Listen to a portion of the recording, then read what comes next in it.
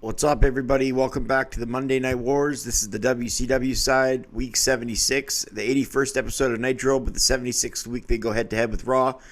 Nitro beats Raw for the 39th week in a row. The score was 3.4 for Nitro, 2.7 for Raw. So a 3.4 to 2.7 win in this week 76. Nitro now has 57 wins to the WWF 17 and 2 draws. This is the Nitro with a 3.4 rating. The first hour was brought to you by Zbyszko and Schiavone. The second hour has Tenay and Heenan joining Schiavone with him. March 31st, 1997. This is the go-home show to Spring Stampede. We opened with a shot of last week when the Macho Man dropped his elbow on Prince Aoki, and then DDP came out and leveled the NWO members until the WCW fought back. They say Paige is here tonight on Nitro, live on TNT.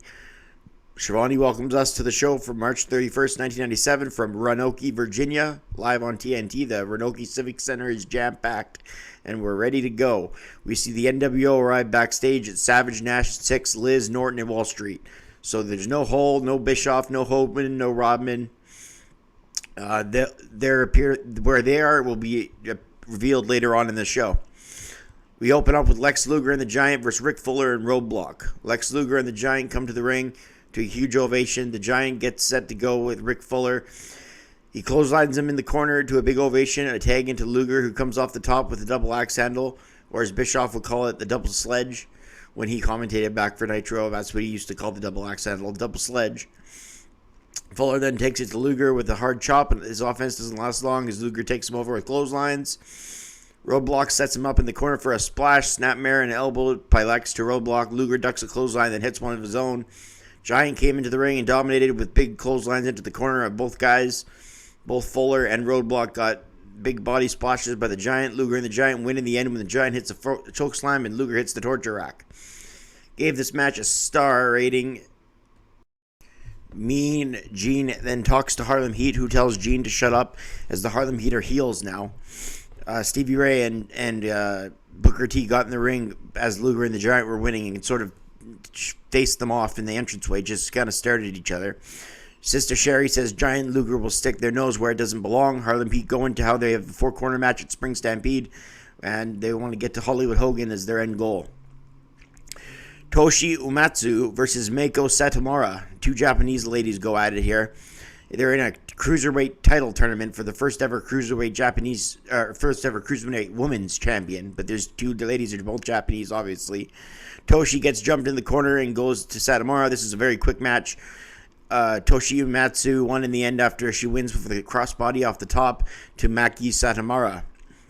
This was a tournament match, as I said, to crown the first ladies cruiserweight champion. I gave it a star. Then Psychosis took on Villano 4. Villano 4 and Psychosis both cruiserweights in the men's division.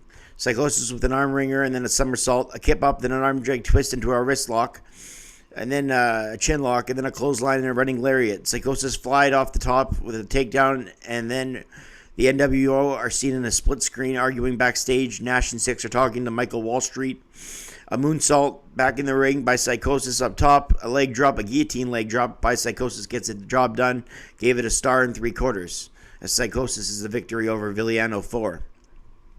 Mean Gene welcomes the then 13-time world champion, Ric Flair, who goes, Mean Gene, says Flair, all here in Virginia, close to the Carolinas, so they love Flair here. This is next door to Flair country.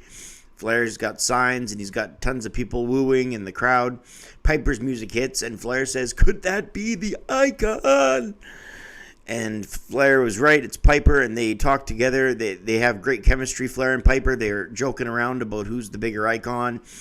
They talk about how they went out in the town and how they're going to go out in the town. Piper says he's known Flair for 20 years. And they talk about how the ladies, they love them, and only it took 5 to 10 minutes to spell that out in their own way, but they just joked around in the segment. Harmless stuff. Good stuff between Piper and Flair, showing that they're both WCW legends. Prince Aoki defended his TV title against La Parka next. La Parka challenging for the World's Television Championship. Prince Aoki has been doing good with the title ever since beating Lord Steven Regal back in the day. A couple months ago, I think it was.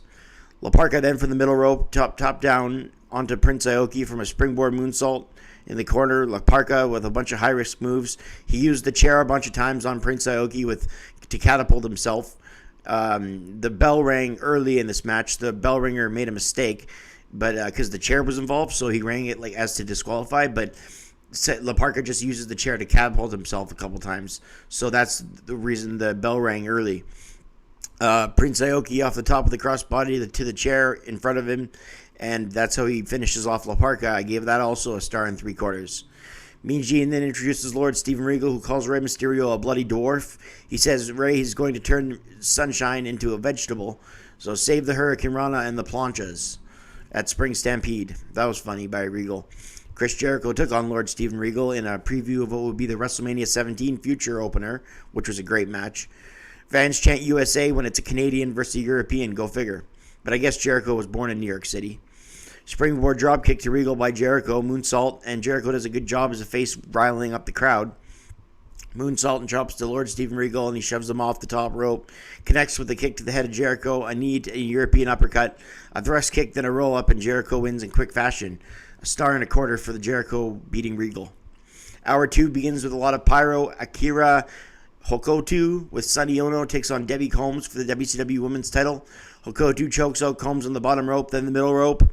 Sonny Ono drops the lady off the top rope, then a bit of face to Combs, to Debbie Combs, a German suplex into a bridge by Akira Hokuto, and she wins the match that way. Then she'll face off with Medusa at Spring Stampede for the ladies' world title. Gave the match a star. They do a video package on Sting's whole career all the way up to this point, to where he showed up with Uncensored and pointed his bat towards NWO Hogan and dropped the Outsiders with Scorpion Death Drop, dropped Savage with a Scorpion Death Drop. So Sting's being built up big here, but we haven't seen him since Uncensored. The amazing French Canadians Carl Ouellette and Jacques Rougeau versus Jeff Jarrett and Mongo Steve McMichael. Jarrett taken down by both French Canadians as they double team him. Mongo runs over to hit Ouellette and Rougeau. The French Canadians win this one when the Colonel Robert Parker tossed the briefcase in and Parker hit Mongo from behind. Rougeau and Ouellette are the winners due to the briefcase being put in the wrong hands. Deborah says it's not her fault, and Mongo and Jarrett argue after the match. They're on again, off again. Tandem in the Horsemen continues to go as Mongo and Jarrett keep arguing with each other. I give the match a star. Deborah says, I like Deborah's character when she goes, I'm not one to gossip, and you didn't hear this from me, but ... and she says something. That's always a funny character for Deborah. Chris Benoit takes on Hugh Morris in a rematch from last week's Nitro where Morris won with the No Laughing Matter, which is what his moonsault was called, Hugh Morris's. Heenan says, how can you not respect Chris Benoit? Good question. Benoit with vicious chops to the man who beat him last week. Morris let out some good ones on Chris in the corner. Nancy is so loud whenever Benoit's in trouble. She says, Chris, get up, Chris. And she yells, but that's your thing. I don't want to speak bad of the dead, but that was her gimmick, I guess. Benoit with a German suplex into a bridge and gets a victory. Couple of I think that's been the finish 2 or 3 times tonight, where that German suplex into a bridge gets the pinfall. Definitely the second one. Benoit won this week to get revenge for last week. No Horseman helped Benoit, but Flair finally shows up and low blows everyone in the Dungeon of Doom. And then the place goes crazy. Sullivan has a demonic look at Nancy Benoit, and Arn stands in the way and lets Sullivan go. Benoit says after the match he respects Malenko, but he can't respect Sullivan. He says this is war, and Sullivan's trying to take everything away from Benoit, but this is the dawn of a new era and the coming of a new generation. DDP then beat Lance Ringo with a diamond cutter, gave it 3/4 of a star. DDP says he's real proud of the centerfold Kimberly's in, but Savage needs to know who's boss. And Savage and DDP have a rundown on the microphone over whose woman is better, and they'll see each other at Spring Stampede.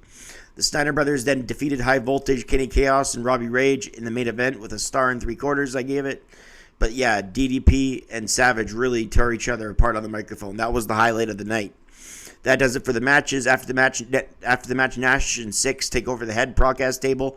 Nash says Hall is doing things more important than wrestling, likely rehab. And he says Hogan is at Dennis Rodman's movie premiere. But Nash and Six said they'll take on the whole WCW and don't piss us off. So that was their lead into Spring Stampede. I give this episode a 5.5 out of 10 because overall it was just average wrestling and the storyline was carried by DDP and Savage. We'll see what Nitro is like next week. Still no Sting, no Hogan, no Bischoff, but we'll see if they come next week, the night after Spring Stampede. I'm Brett Mix for this Nitro review, and we'll see you on the next one. I'm out.